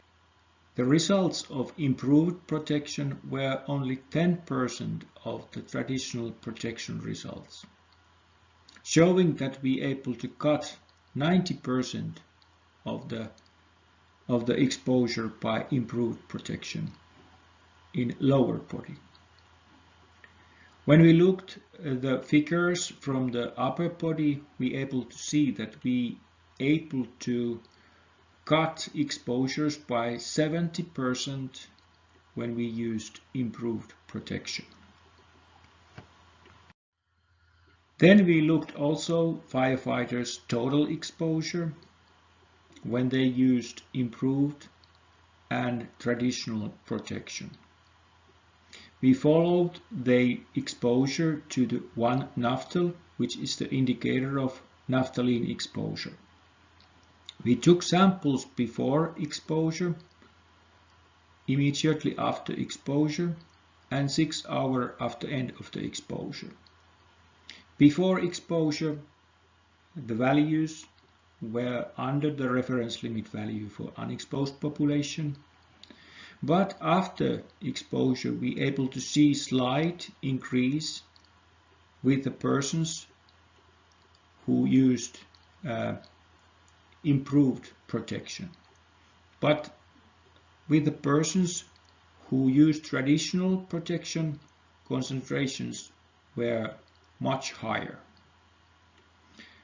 In the samples 6 hours after end of the exposure, we still able to see some elevations. Let me enter the conclusions. Garments designed for the wildland fires seems to reduce firefighters' heat stress compared to the garments designed for the structural fires. Also, the concentrations of the carbon monoxide, formaldehyde, acrolein and inhalable dusts were over of their occupational exposure limit values in firefighters' breathing zone. Also, we are able to see that improved protection really reduced firefighters' heat stress, dermal inhalation and total exposure. But unfortunately, we couldn't solve with our new protection setting carbon monoxide exposure problem. According to the results of the project, we see that light garments designed for wildland fires with long-sleeved and legged underwears are the most recommendable for the wildland firefighting. Also, we saw that fan-assisted breathing apparatus is necessary to cut firefighters' inhalation exposure. Also, they need carbon monoxide indicator for warning about too high concentration of carbon monoxide. To reduce the load of exposure, extinguishing work should be done above the wind when it's possible. Maintenance of firefighters have to arrange properly, and with that you can reduce the exposure significantly. Continuous online monitoring of firefighting fighters is recommendable, and exhaled air monitoring can be used for detection how well personal protection of firefighters is performing. Thank you for your attention.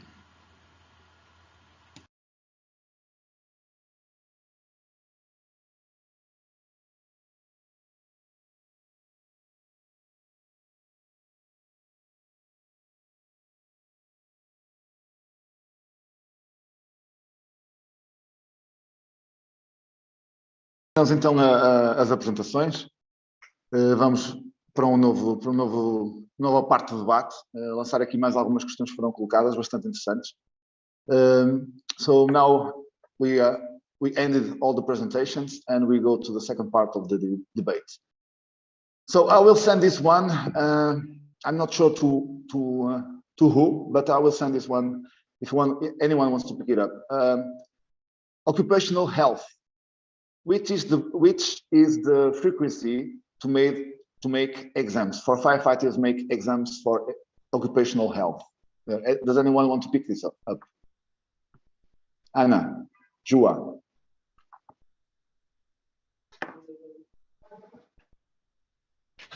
Well, I can take that one. Okay. Yeah, go, Juha. Yeah, sorry. Was it for me question or? You, Joa. Juha, go for it first.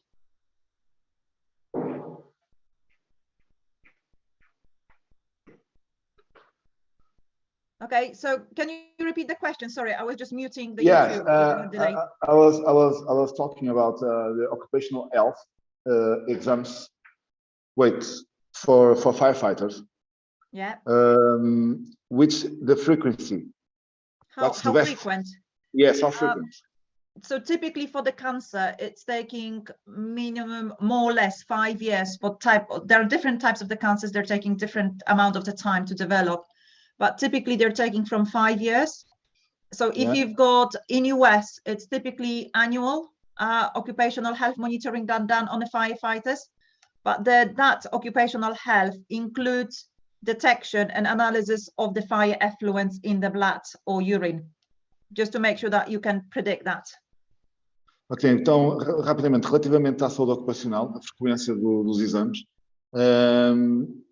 nos Estados Unidos estão a fazer anualmente. No entanto, eles incluem a análise do sangue e a análise às toxinas que poderão estar presentes no sangue para efeitos preventivos. Joa, are you online? Yes, I'm online, okay. And I can add a little bit those what Anna says, and I can give our experience from our academy, and in our academy our instructions health is followed by health inspections, and those who are less than 40 years old have one inspections in every 3 years. Persons who are from 40 to 50 years old, they have inspection in every 2 years. And instructors over 50 years, they have inspections every year. Ok. So, na perspectiva do João, a nível da Finlândia, da Academia de Fogo da Finlândia, Portanto, os instrutores que tenham abaixo dos 40 anos fazem exames de 4 em 4 anos, entre os 40 e 50, 3 em 3 anos, e acima dos 50 anos, todos os anos. Sorry, Ju, does it also include the urine analysis to the contaminants? Yes, in our academy, our instructors have a regular biomonitoring test program. Okay, and great. And in this test, urine test, we follow their exposure to polycyclic aromatic hydrocarbons and benzene. Ok. Sim, portanto, na Finlândia também fazem os testes, portanto, para analisar os contaminantes que poderão estar presentes no organismo dos instrutores, portanto, dos bombeiros. Próxima pergunta. Se as alterações climáticas estão efetivamente a aumentar os incêndios, o número de incêndios. The next question is climate change are really increasing the occurrences of fires? Jua, what do you think? I think this is one for you.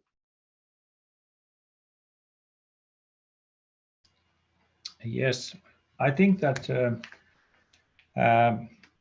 these global warming pose new challenges for the firefighters, as I mentioned in my lecture. Yes. And one of those is the increased number of the wildland fires. And I think that at least in Finland, the risk of wildland fires is underestimated. Ok. Portanto, o Jua basicamente diz-nos que sim, que o aquecimento global está a contribuir para o aumento dos incêndios florestais e na perspectiva dele, o risco que existe nos incêndios florestais é subestimado.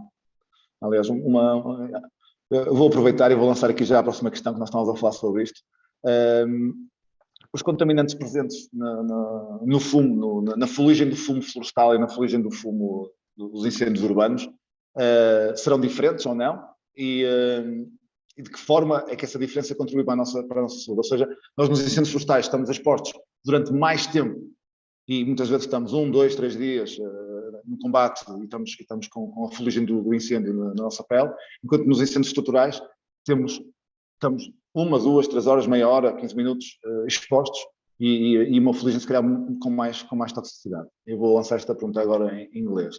So very quickly, I will send the question that we were talking about like 10 minutes ago, about the soot in the skin, the difference between the soot in a urban fire, structural fire, and the soot in a wildfire, and the exposure that the firefighter is. What's the big difference? Is it more dangerous, the wildfire soot, or not?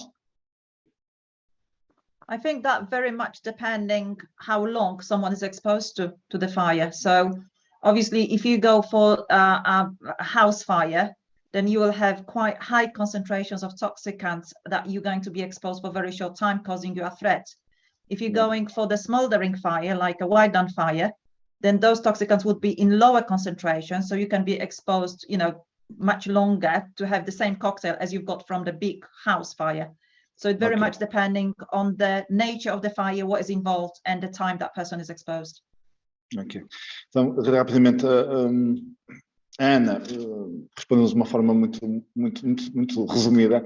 Efetivamente tem a ver com a exposição. A exposição que nós temos no incêndio urbano, os contaminantes, a quantidade de contaminantes é muito superior, portanto, e a nível das toxinas existentes, e a nossa exposição geralmente é mais curta.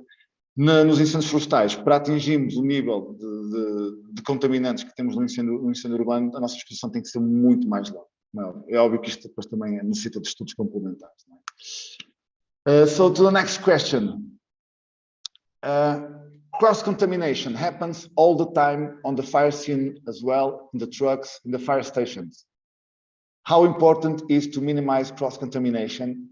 And you guys' experience as researchers and firefighters, is there any big difference between countries?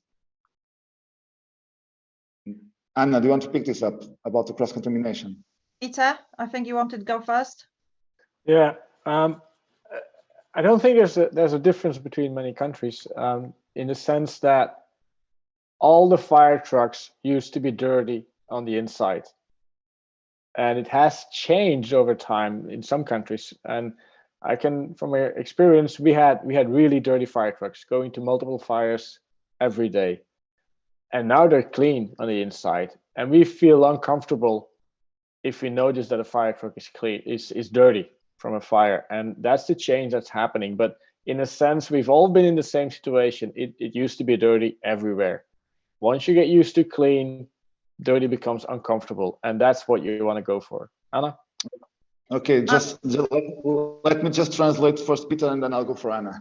Otherwise, I will have some difficulty.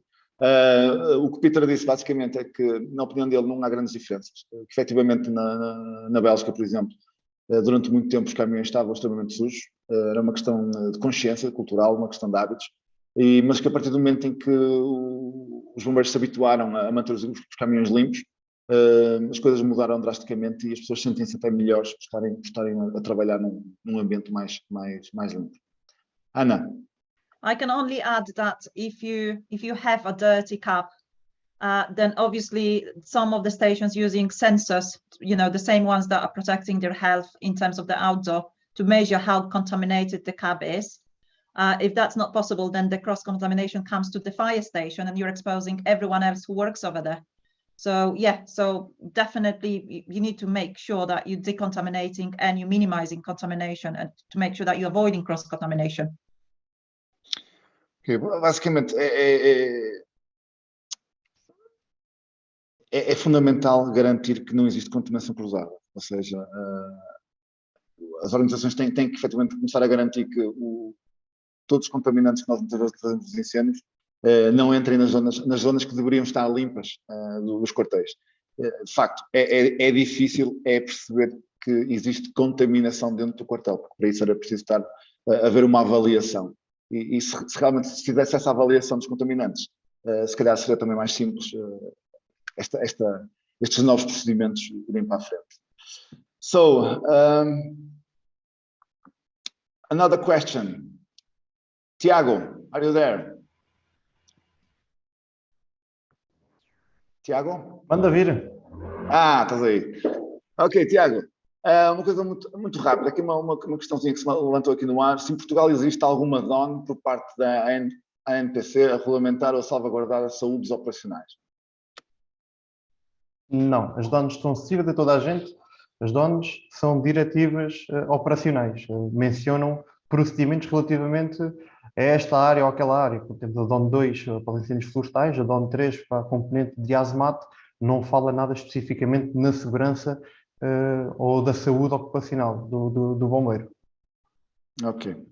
So I just ask a specific question for Portugal's reality about our procedures, our national procedures, and if is there any regulation about the operational health and safety, but there is not.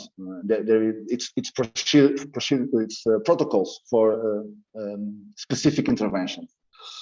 So I will send another one to everybody. Okay, now maybe this one will directly go to Jua. Jua, we have new gadgets nowadays, new with smart functions, like biometric information and information about the exposure. How valuable do you think this development and these equipment are for firefighters? And I think I can send this one to everybody if Peter also wants to pick it up, or Tiago. Jua. Well, especially in the wildland fires, smart BBEs are very valuable. And person who is in charge of the situation get information of the firefighter's location, for example. If one wind direction suddenly change, they can warn firefighters who are in the biggest threat.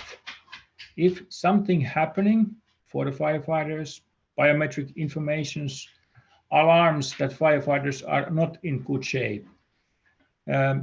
exposure information gives firefighters information that they should avoid certain areas or even back out from the situation. We have seen these new options valuable, especially in the forest fires, according to our tests. Ok, portanto o João basicamente nos disse que o João fez testes relativamente a estas aplicações novas na Finlândia.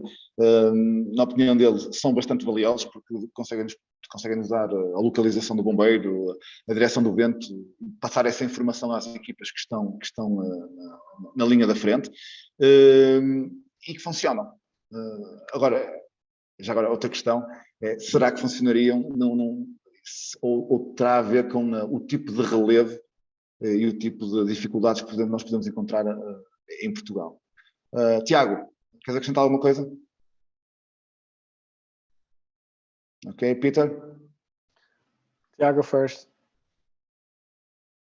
That's okay, Peter. Talk to you. Okay. For interior firefighting, I think any smart device that can help is okay, but the challenge is the transmission of data, because you're dealing with constructions, concrete, stone walls. That's going to cut transmission, and we actually learned that smoke is influencing transmission a big time, and I mean thick black smoke inside, not outdoor. That's probably different. And then the other thing is, if it's a smart device that you have been able to read visibility in a smoke fire inside is often so low that you can't read the screen. So it's pretty complicated and a big challenge to have useful smart devices inside if you're working in an under-ventilated fire with a lot of smoke.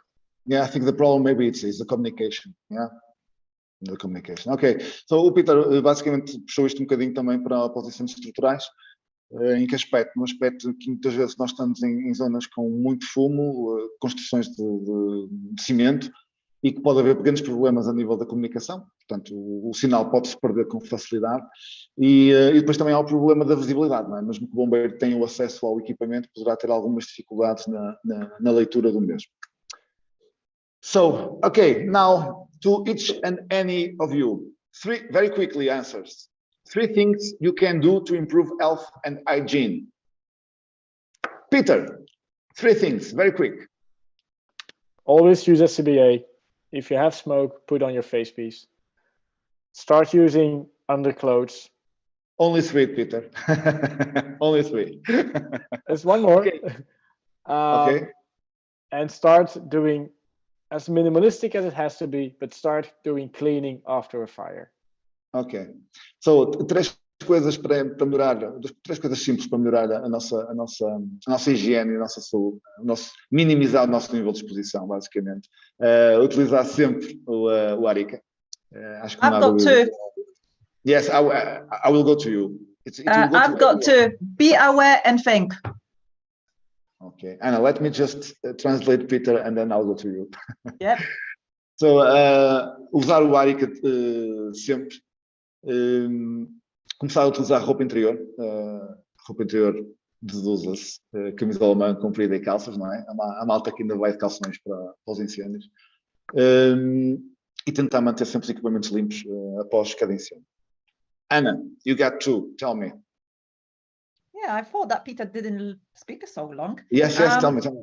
Right, 2 things, be aware and think. Those only 2 things will go together with it.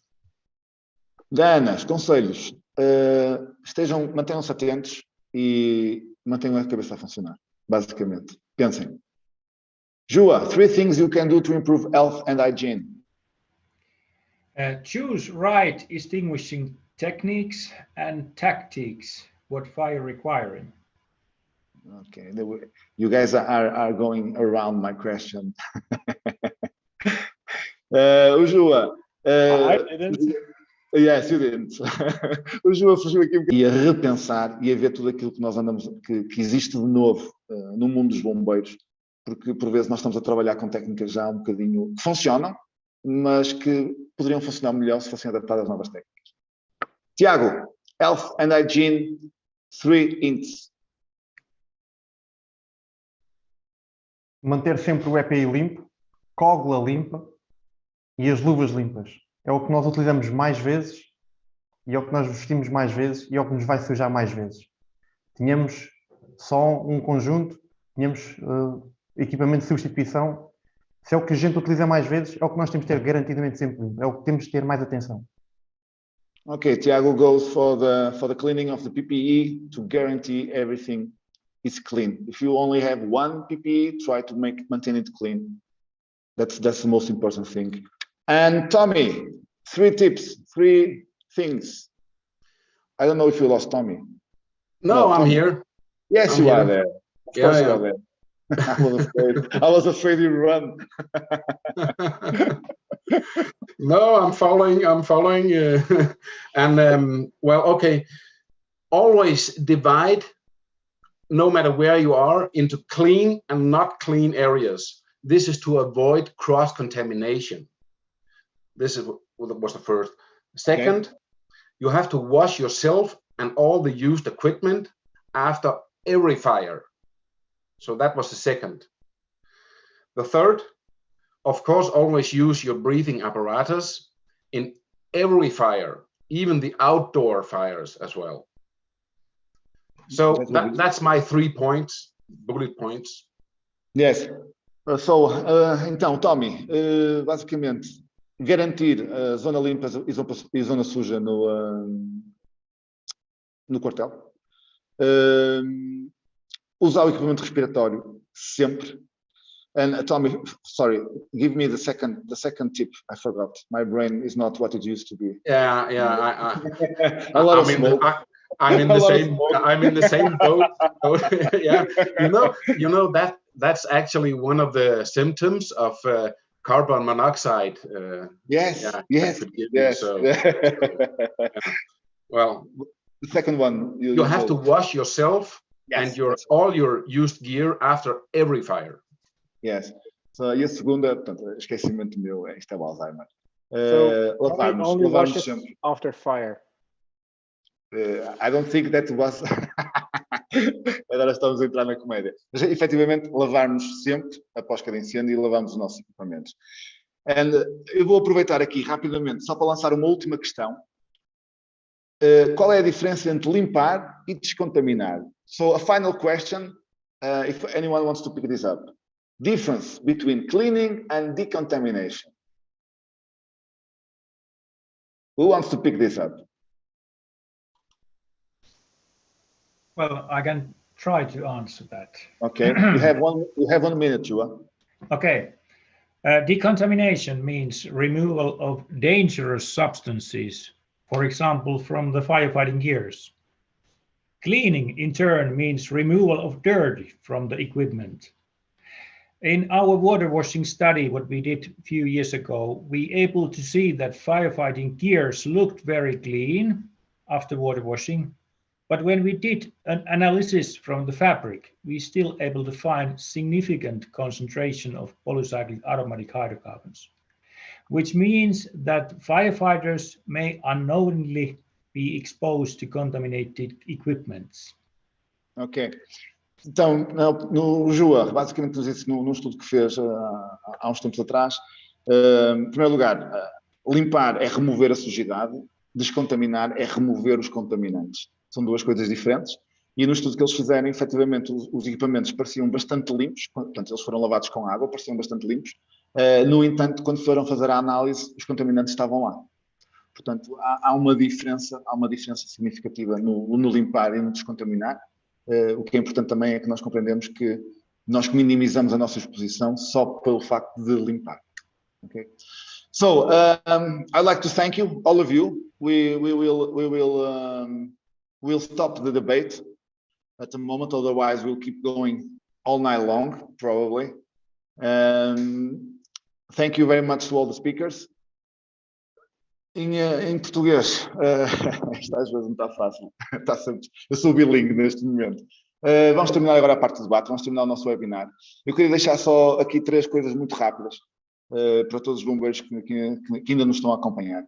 Efetivamente, temos dificuldades em implementar algumas das grandes soluções, mas as soluções rápidas, simples e básicas, como disse o Peter e o Tiago, são implementáveis.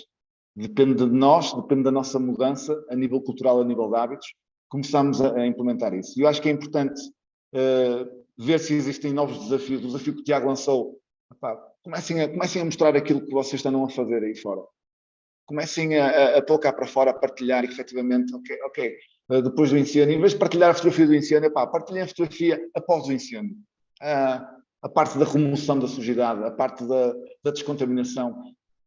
Mostrem-nos os vossos problemas e, muito importante, como aquilo que o Tiago disse, mostrem as vossas soluções. Eu acho que isso é mesmo muito importante. Portanto, lavem as vossas mãozinhas, lavem o equipamento e vou terminar o webinar com uma palavrinha, com uma frase que eu sempre quis dizer a muita gente, do Will Street Blues: Be safe out there.